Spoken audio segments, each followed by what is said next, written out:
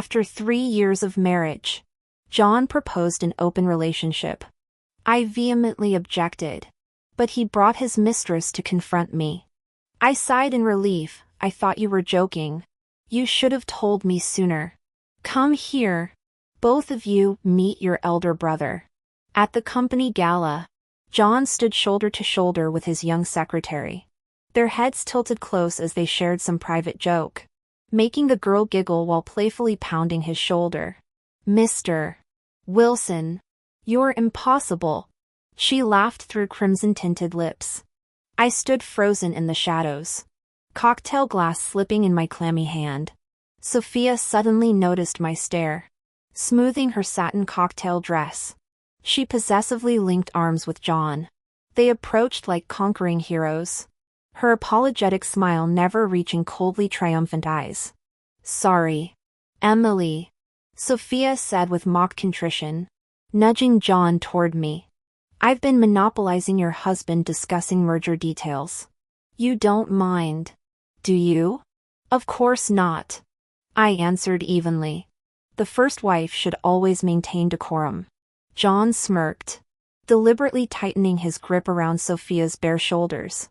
Rain streaked the floor-to-ceiling windows behind them, neon signs bleeding into watery kaleidoscope patterns that mirrored my splintering composure. It's pouring, he announced. I'll drive Sophia home. Take an Uber.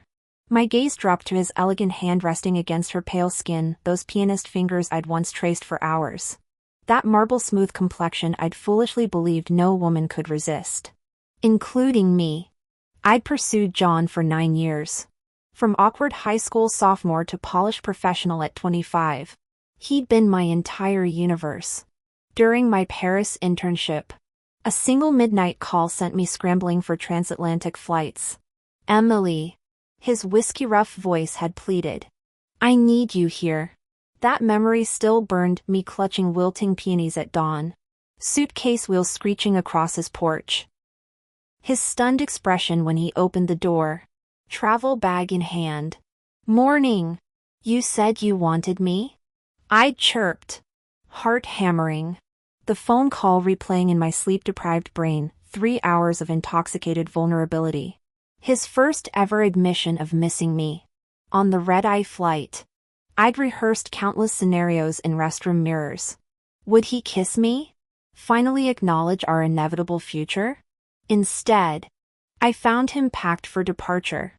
Dark circles under those hypnotic eyes. What are you doing here?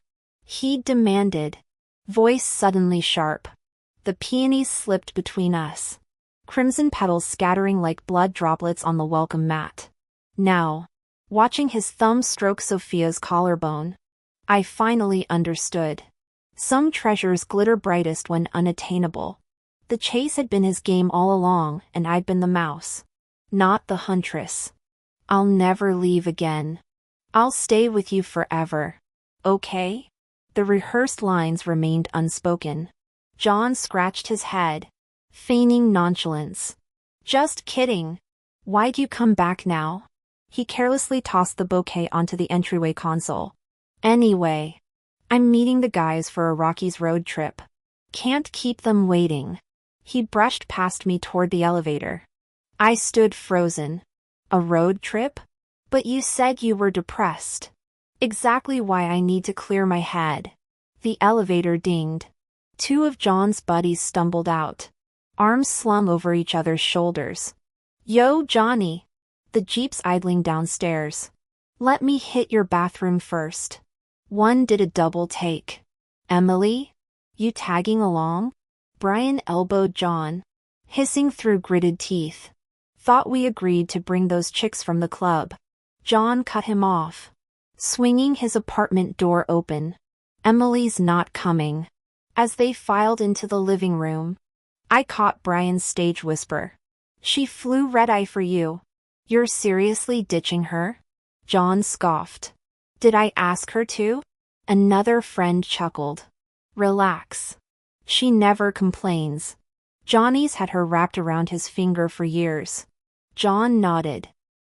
Voice dripping with disdain, total psycho, showing up unannounced at dawn, psycho, the word hung in the air like poisoned. I stood statue still, ice spreading through my veins, their laughter echoed from the apartment. My fingers tightened around the breakfast bag I'd rushed to prepared. I forced a smile, all that frantic energy spent anticipating this reunion, every emotion magnified, while he'd reduced me to a punchline. The greasy takeout landed in the dumpster with a thud. I blocked John's number, deleted every photo, and booked the first flight out of Denver. This chapter of my life needed to end. Back in Boston, I settled into the corporate grind my parents approved of, until 30 days later, when John materialized outside my office, not with flowers, but on one knee holding a diamond the size of a glacier. He spewed remorse, miserable month, didn't realize my worth, blah blah. Autumn leaves swirled around his kneeling figure, logic screamed to walk away, but this was John, the human embodiment of my college years, my first everything. He knew me too well, knew I'd cave when he nuzzled my neck, voice honey sweet. Our wedding night, he got blackout drunk with his groomsmen. Next morning, 3 apologies, and I folded like origami. Year after year, his transgressions escalated. Each sorry babe melted my resolve until last week, when he proposed an open marriage. We could both have fun, he said, as if suggesting brunch spots.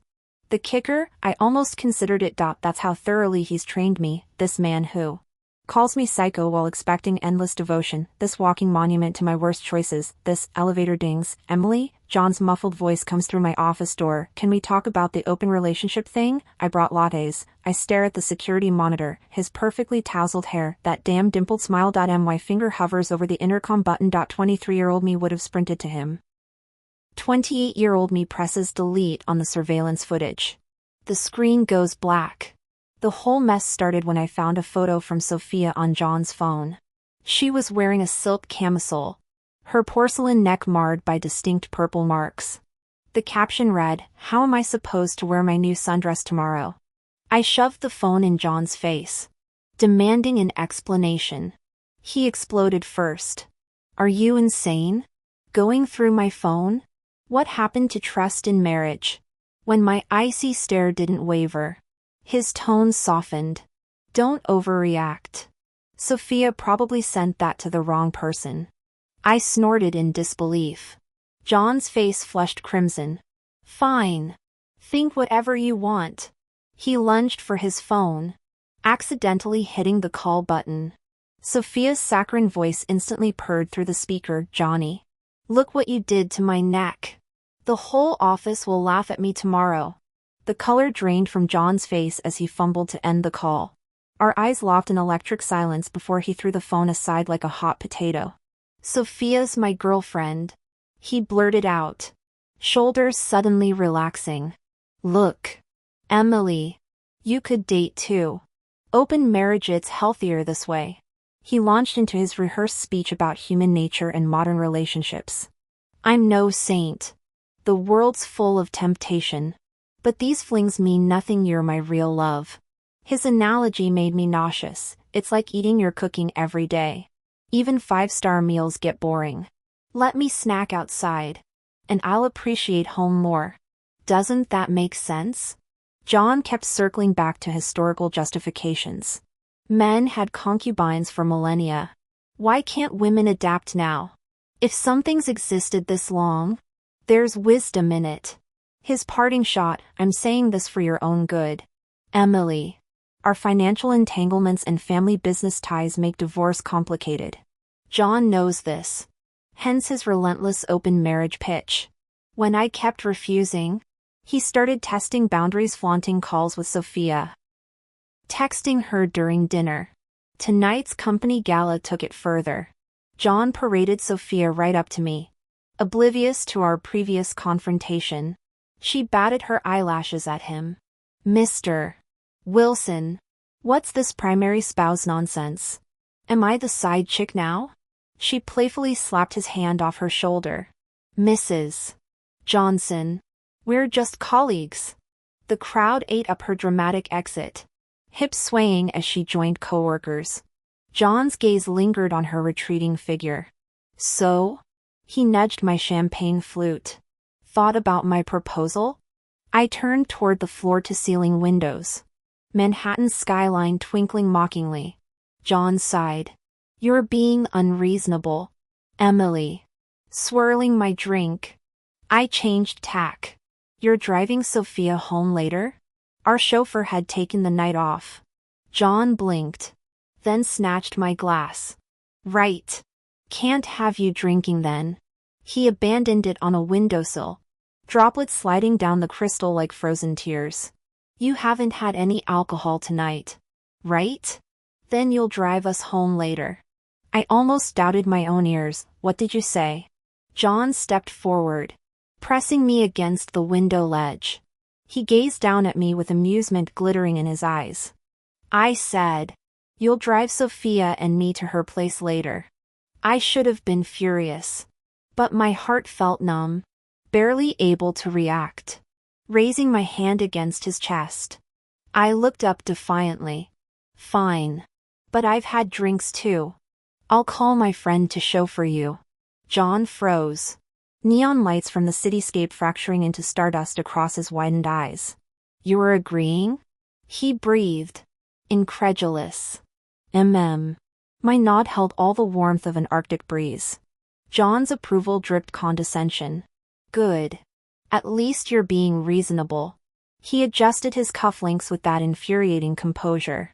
Wrap up your business here first. Take Sophia downstairs to wait, she's had too much to drink. Look after her. He escorted us to the elevator bank, shrugging off his tailored jacket to drape over Sophia's bare shoulders. Dressing so scantily? Aren't you cold? Sophia ducked her head and practiced demureness. Don't, Emily isn't wearing much either. Mr. Wilson. Shouldn't you give her your coat?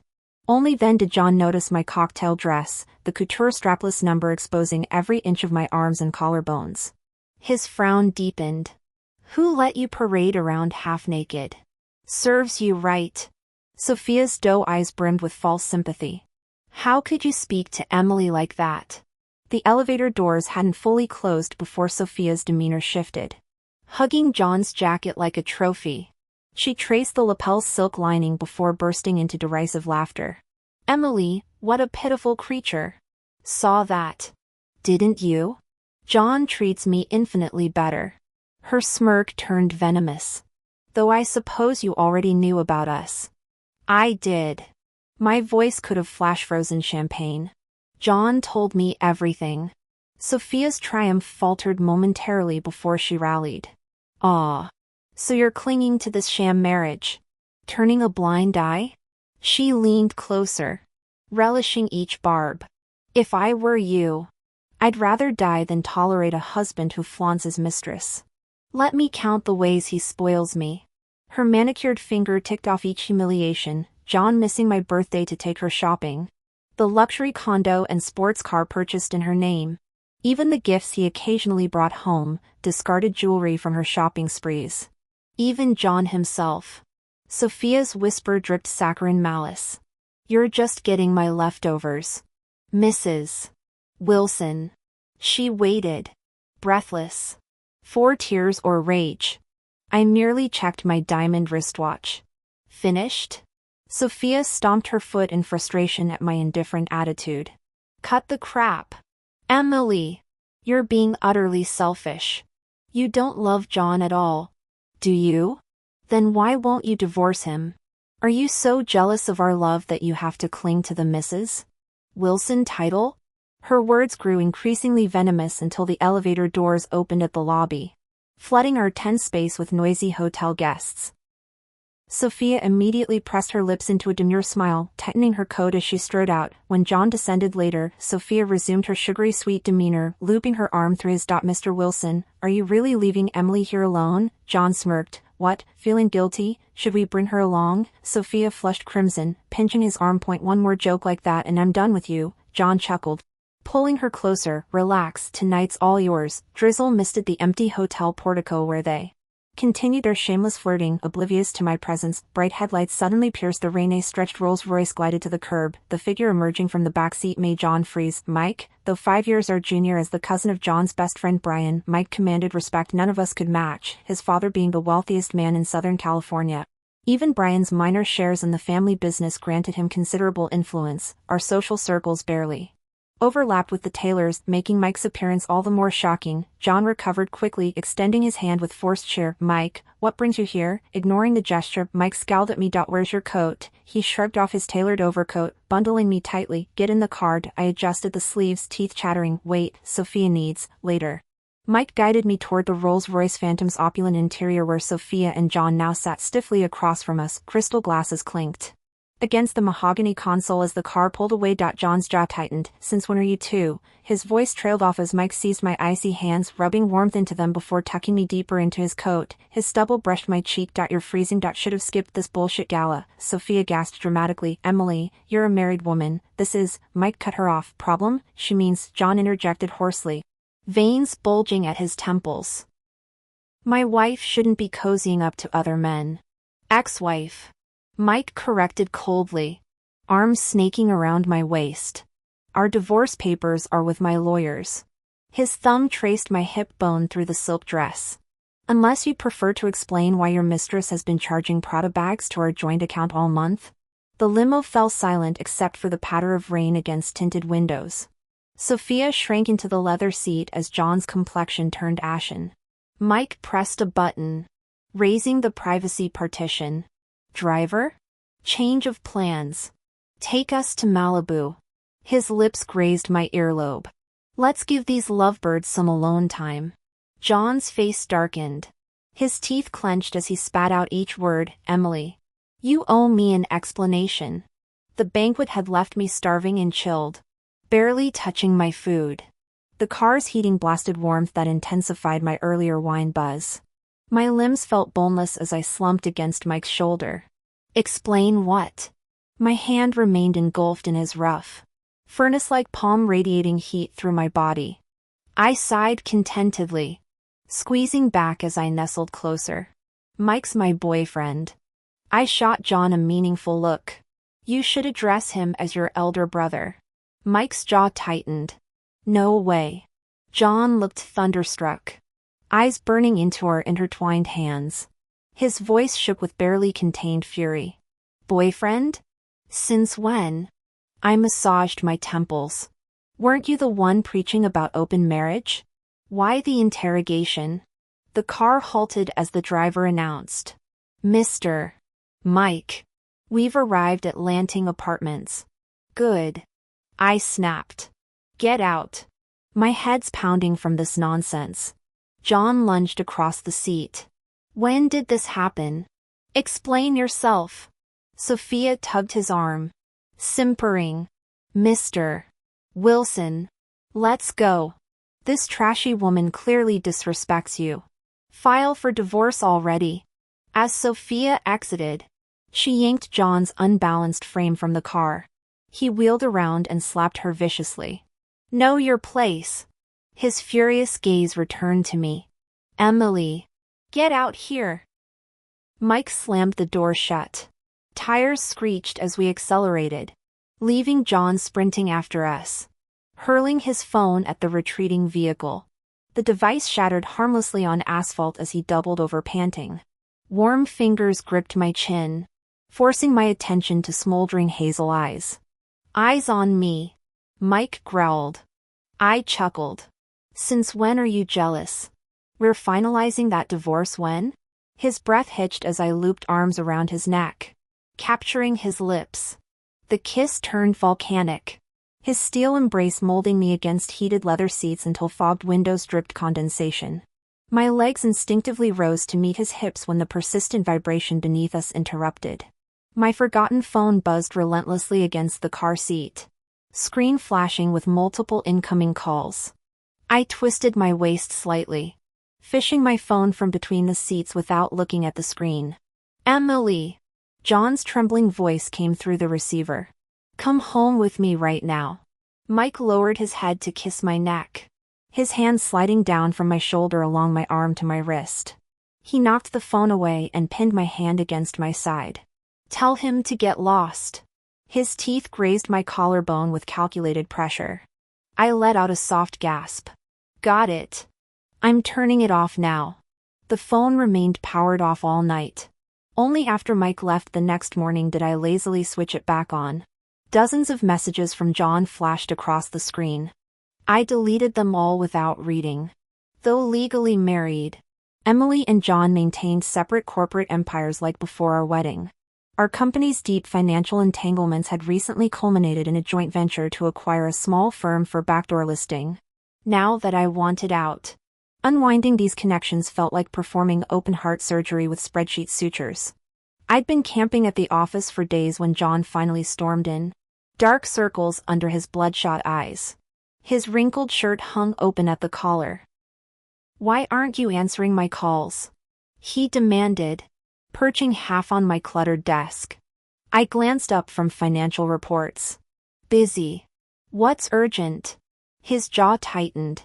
"What's going on with you and Mike?" A laugh escaped me. "Same thing between you and Sophia. Weren't you the one proposing open marriage?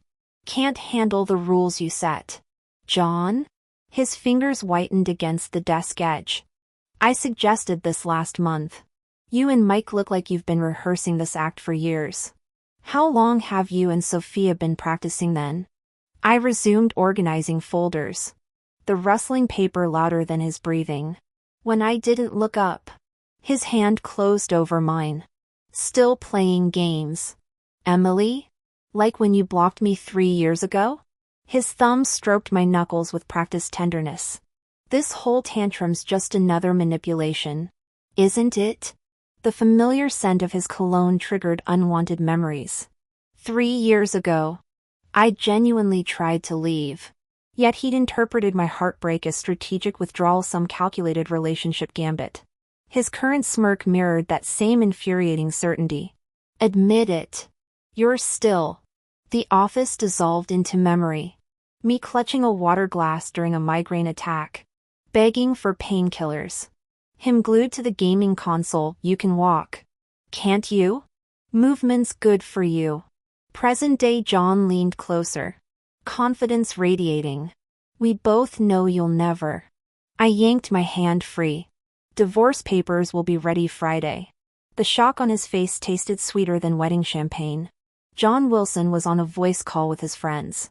Likely feeling I'd embarrassed him, he muttered under his breath, "You think I wanted to marry you? You trapped me." His friends' laughter crackled through the speaker. "The willing fish bites hardest. Emily's got moves no average guy could dodge."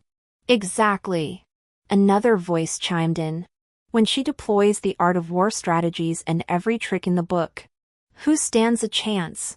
John chuckled ruefully. "I'll admit defeat." "Stop laughing, your turn's coming." My stomachache preoccupied me then, sparing me from dissecting his words or retaliating. Later reflection revealed John's enduring resentment toward our marriage. This wasn't about belated realizations of love after loss, it was wounded male pride struggling to reclaim control when his orbit shifted. Post-wedding, the charade dropped. Seeing my silence, John misinterpreted it as concession. His shoulders relaxed visibly, though residual irritation from recent humiliations surfaced. "Stop these games, Emily. I hate this." He snatched the documents from my hands. "Forget work, I'm driving you home. Dinner's waiting." I flipped through the remaining files, noticing an important contract left behind. Home it was. John called ahead, reciting my favorite dishes to the housekeeper with performative enthusiasm. During the drive, I kept my eyes closed against his monologue until his tone shifted. "Open marriage could have worked. But hiring some actor? Pathetic. You should date properly, not Mike types. That kid runs Davis Enterprises with Machiavellian instincts. Let me introduce." "No." My refusal inexplicably brightened his mood. He even opened my car door, a rare courtesy. Our dining table glittered with crystal and peonies. John's arm settled around my shoulders, awaiting praise. "Our anniversary. Remember?" Pouring Merlot. He adopted a mentor's cadence. "Marriages need reinvention. Burying yourself in this obsession suffocates us both." I stirred my soup. "Mike's company helps. That favor?" John smirked. "Brian told me everything." The memory resurfaced, last year's blizzard. His drunken 1 o'clock in the morning call demanding retrieval. No available rides. He'd claimed. Yet when I'd trudged through snowdrifts to the bar's alley, I'd found him lip-locked with some woman murmuring, "My place is close." "Can't." John had panted, shoving her off. "My wife's coming." The man chuckled low. "Really? You little minx. I'll be the death of you someday." They clung to each other. My umbrella clattered to the ground as snowflakes drifted down, dusting my hair with a thin layer of frost. The bitter cold made me want to burst into tears. That same snowy night, I found Mike. His car had stalled halfway up the road. When roadside assistance never came, I drove him home. The next day, he treated me to dinner as thanks. One thing led to another, and we became friends. John caught wind of this and assumed my relationship with Mike was purely transactional. His smug satisfaction practically radiated, "I'm a reasonable man. If you'd actually found someone, I'd be happy for you. But lying about Mike? Provoking someone like him will only bring us trouble later." Mid-lecture, his phone rang. John glanced at the screen, hesitated, then put it on speaker. "Brother, I feel awful. My stomach's killing me." Sophia's saccharine voice floated through. "You haven't come to see me these past few days. Are you ditching me?"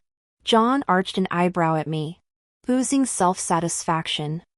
"Who said that?" "I'll be right over." After hanging up, I glared. "You promised to stay home tonight for our anniversary." He stiffened. "Sophia needs me. Be sensible, Emily." Did anything I said stick? Keeping Sophia happy keeps me stable, which keeps our marriage intact. How many times must I explain this? "You're really going?" "Enough." He shrugged into his coat. "Figure it out yourself, Emily." The moment his taillights vanished, I checked my phone. Could have mentioned earlier, I've got my own high-maintenance brat demanding dinner. My car barely stopped when Dave wrenched the door open, dragging me out. "Emily, forgotten me already?" I raised my hands. "Work's been insane." Dave, my college friend from abroad and John's former business partner, had stayed in town after their startup imploded. While John inherited family wealth, Dave built his tech firm from scratch into a NASDAQ-listed company. Not that his success mattered. What hooked me were those cheekbones even John admitted could have made him a celebrity. Things shifted during some drunken post-party drive home. Next morning, he'd clung like a koala, demanding accountability. Not that I minded. "Princess." Dave swept me off my feet. "I made paella. After dinner. Meet my crew. Can't we just stay in?" "What are you doing? Am I that embarrassing that you have to hide me?" I pushed him away with a headache. "Are you insane? I'm still married to John." He retorted. "He's being open about it. What are you afraid of?" As if on cue, we ran into John and Sophia at the elevator bank. Their intertwined fingers and intimate posture made my stomach churn. John looked stunned before anger contorted his features. "Emily, are you stalking me now?" Sophia pouted theatrically. "MS. Johnson, why don't you just put a leash on him if you're this paranoid?" John irritably loosened his tie. Did everything I said go in one ear and out the other? He jabbed his finger toward the parking garage. "Go home. Now." It took me a moment to realize John did own a penthouse here. This luxury complex near top-tier schools and upscale shopping had been my first choice after our wedding. He'd claimed discomfort with high rises, insisting it was rented out. Turns out the rental housed his mistress. My face burned as Sophia clung to John's arm triumphantly. "Chasing us won't change anything. Relax, sweetheart." John patted her hand before glaring at me. "Emily, could you try being reasonable for once? Stop embarrassing yourself." Ahem. Dave waved from beside me, drawing their attention. "Possible she's not here for you?" John's eyes narrowed in recognition. "Dave? His jaw tightened at seeing our proximity. They'd been neighbors when purchasing these units years ago. Suddenly eager to avoid public drama, John fabricated quickly. Just discussing business with my secretary. Emily's being paranoid again. He forced a laugh. You know how women get territorial. Do I? Dave's arm snaked around my waist as he smirked. Emily never gets jealous with me. I pressed the elevator button calmly. It's a misunderstanding. I'm visiting Dave. Not stalking you. Let's all mind our business. Okay? The ding of arriving elevators couldn't mask John's stunned expression as Dave guided me inside. Sophia's gaze darted between us before realization dawned. John, she said slowly. Can't you see? Dave is her Mike. The doors closed on Dave's indignant scoff. Ugh. What the hell does Mike think he is? Trying to compare himself to me? Just some opportunistic jerk taking advantage of the situation. He could never measure up to us, childhood sweethearts with a bond stronger than steel. He gripped my hand possessively. Emily. We had a deal. After divorcing John, you'd give me priority. John stood frozen by the elevator. His face flushing crimson before he staggered backward against the metal wall. Trembling fingers pointed accusingly. You too, Emily. Are you pulling another act with Dave? Do you think I'm stupid? I told you to stop with these. His rant died as Dave cupped my face and crushed his lips against mine. I rose on tiptoes, arms looping around Dave's neck until the elevator dinged open. Half carried into the hallway. We left John gaping before he stormed after us. This can't be happening. Dave. She's my wife. Dave's arm draped over my shoulders as he drawled. So? Sophia hopped nearby like an angry sparrow. You're disgusting. Pot calling the kettle black. Dave snorted, eyeing her designer outfit. At least I bought Emily her condo and car. You? Just another gold digger leeching off John's wallet. What right do you have to lecture anyone about love? Sophia's mouth flapped soundlessly while John vibrated with rage. When did this start? Emily. Explain yourself. I sighed impatiently. Why the interrogation? Be the bigger person here. Keep playing dumb and I'll still come home. Okay? You're suffocating me, is that what you want? To destroy our family? Dave crossed his arms. Hell yes, destroy it already. When's the damn divorce happening? See, he jerked his chin at John. The guy's practically begging for it. Do us all a favor and leave. The door slammed shut, fists pounded wood until Dave's mouth found my neck, the noise fading as clothes hit the floor. Later, Dave chopped vegetables wearing my pink apron, humming off key. So, me or Mike? I massaged my temples. You, obviously.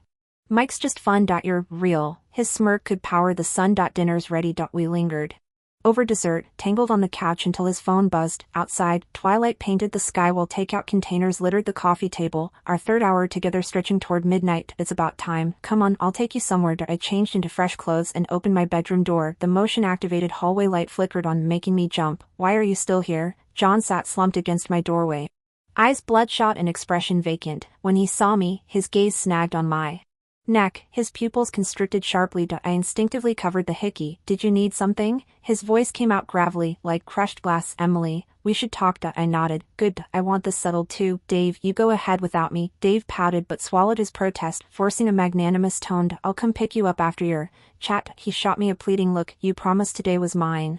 I know. I won't bail. John drove us to the riverside behind Southside High in silence, the neon glow of late night.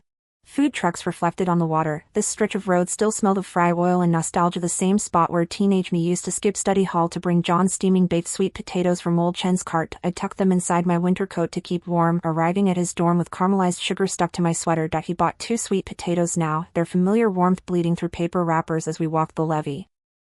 The cold wind bit my cheeks, but the treats still tasted like every bittersweet memory we'd shared here during our first married year. Staring at the dark water, I pondered how society now mocks wholehearted devotion as pathetic simpering.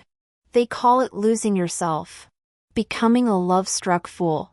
But I've realized that passionate girl who adored John wasn't devoid of self. She was me. Choosing to love brought me authentic joy.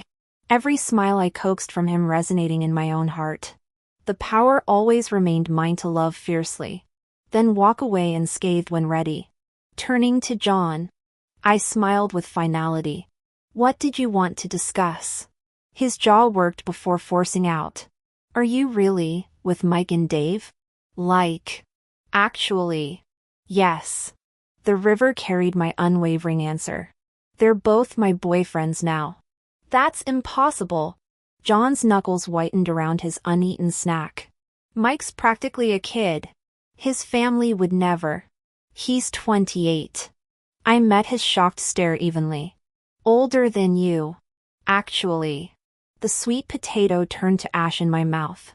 Some traditions crumble, while others sweeten with time. I licked sticky glaze from my fingers, tasting freedom. With a squelch, John crushed the sweet potato in his hand. He took 2 deep breaths and closed his eyes. Why do you have to say things like that to provoke me? I shrugged. Suit yourself. Believe what you want. John found a trash can to discard the ruined potato, wiping his hands with tissues. I huddled deeper into my coat, turtling my neck against the cold as I trailed beside him. What exactly do you want to talk about? I'm done freezing by the river. When John suddenly grabbed my hand, I jerked back like scalded. What the hell? My revulsion hung visible in the frosty air. He froze, crimson creeping from the corners of his eyes. You don't want me touching you anymore? His voice cracked. Emily, we're married. I barked a laugh. Contract marriage. We agreed to see other people. I'm not obligated to play the devoted wife. Am I? This isn't how it's supposed to be. Then how? I cut him off. You proposed the open marriage. I accepted. With Mike, Dave, and others showing me what real passion feels like. The home-cooked meal suddenly lost its appeal. Now I've lost my appetite. John shook his head violently. No. You're a traditional girl. You've always been mine alone. All your firsts were with me. You loved me for years. How could you actually? So the open marriage was just your solo game? Ice coated my words. You made rules but drew boundaries around me. Certain I'd stay trapped while you played the field? Wanted me to watch your antics and suffer? John, you're insatiable. Backing out of the streetlight's halo, I pointed at the concrete circle. Look carefully. I've long since stepped out of your ring.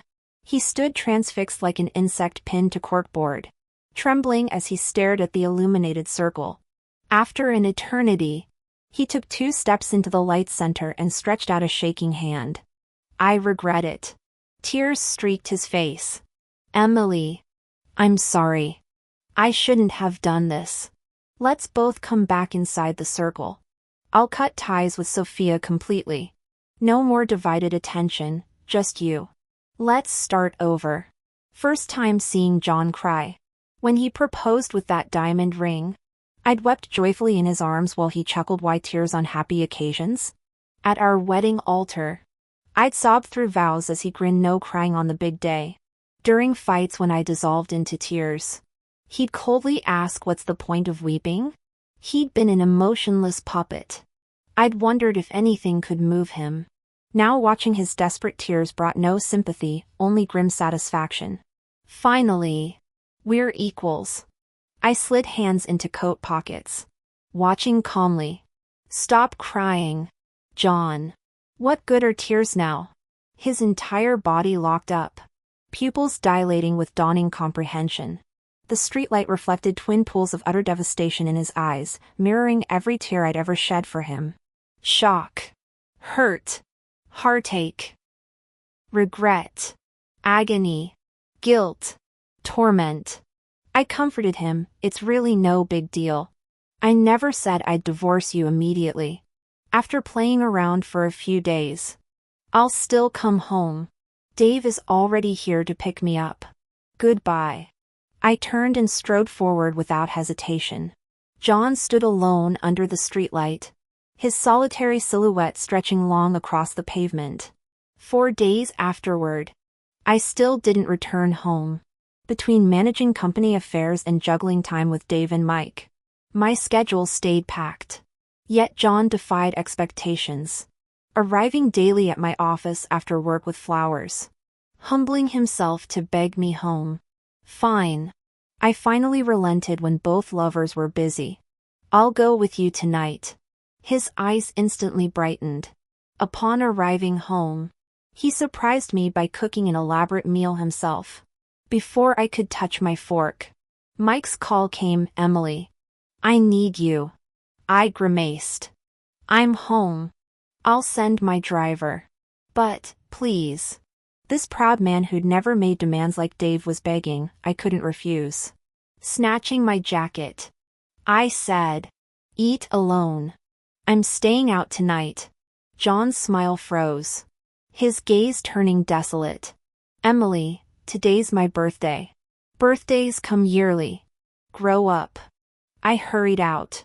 As my car approached the gate, he suddenly lunged before the headlights. I rolled down the window impatiently.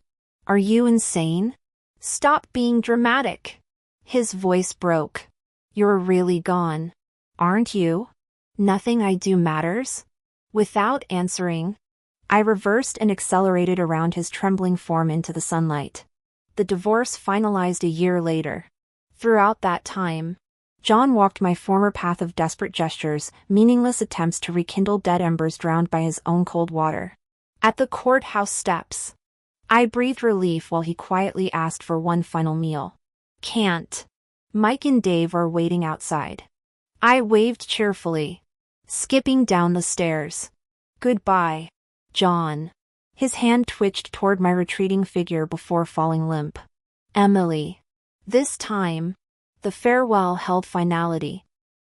Now outside, my lovers began their siege. You're single now.